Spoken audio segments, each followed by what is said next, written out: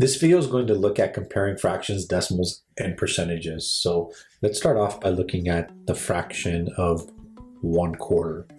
So 1/4 as a decimal is 0.25, and the percent is 25%.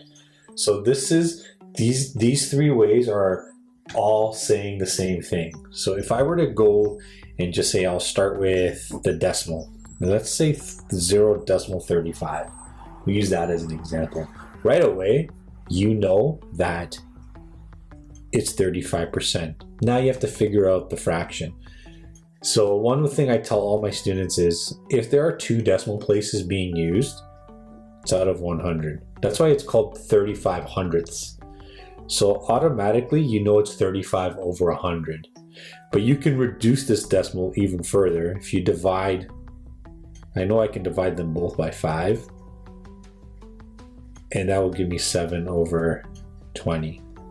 Okay, so I always tell my class, start off with, even if it's not a reduced fraction, just start off with that and then work your way down. Let's start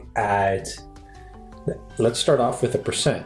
So if I start off with 60%, right away, I know that the decimal is 0.6, or you can write it 0.60, it's the same thing. And the fraction, because I'm only using one decimal place here, that means it's out of 10. So 6/10, that's why this is the 10ths column, it's out of 10. Okay, and we know that this reduces down to 3/5. So these are all related to each other. If I were to do 3/4, if you do it on a calculator, 3 divided by 4, 0.75, and this is 75%. So for percent, you're always looking at the first 2, at least for the ones that we're doing right now. When you get older in other grades, the percentages move with more decimal places. So I can ask you a question like 2/5, which is greater, 2/5 or 32%? So the one thing you need to do is just make sure you have these as the same unit. So I know 2/5 turns into 0.4 because 2 divided by 5 is 0.4. If I multiply 0.4 by 100, that gives me 40%.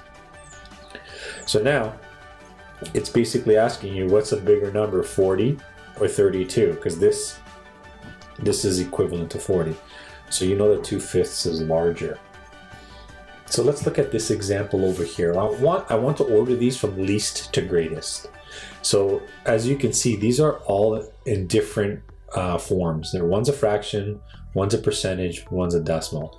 My advice to you is pick one that's easy for you to do. And for me, I like changing it into a decimal. For me, that's the easiest. So I know that 0.73 will stay the same.